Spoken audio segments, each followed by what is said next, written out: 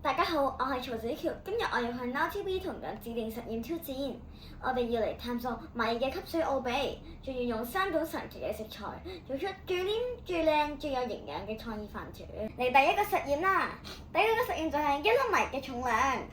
我哋先將1粒米擺落個電子磅度磅下幾重啦。1粒米嘅重量連電子磅都偵測唔到啊！咁1粒米咁輕，磅唔到又點算呢？科學家會用取平均值嘅方法。我先數出100粒米放上個磅度，1、2、3、4、5、6、7、8、9、19、100。哇！總共係2克啊！2克除以100就得出1粒米嘅平均重量，大約係0.02克。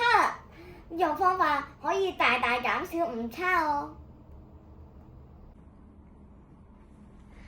大家睇完第一部分之後，接下落嚟我會介紹第二部分米滲泡同埋變重嘅原因。如果我哋用80毫升嘅水浸泡80克嘅米，經過80分鐘後，米會發生乜嘢變化呢？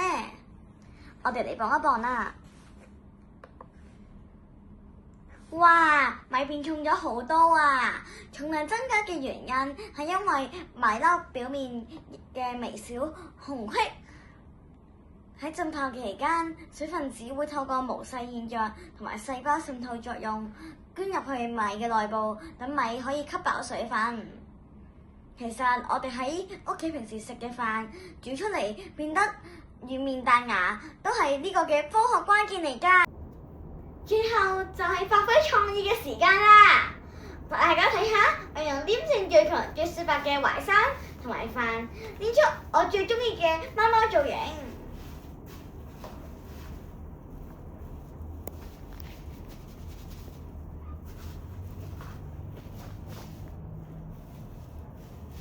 我整出呢個又靚又穩固又唔易散嘅飯團嘅原因，係因為淮山有植物黏蛋白，發揮咗生物膠水嘅作用啊！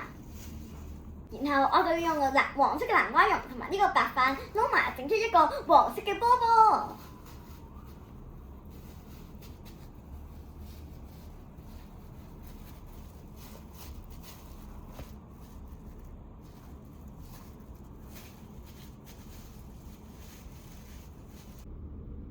而家我用夢幻嘅紫薯蓉同埋呢個白飯撈埋，就會整出一個好靚嘅紫色波波啦！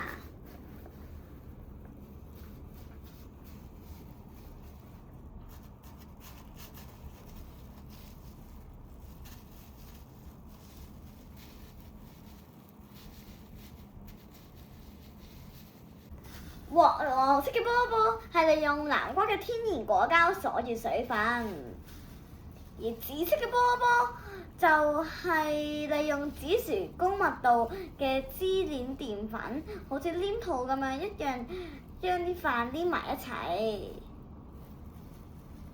呢盤貓貓嘅餐盤唔僅可以黏得好實唔散開，又充滿咗豐富嘅色彩同埋營養添啊！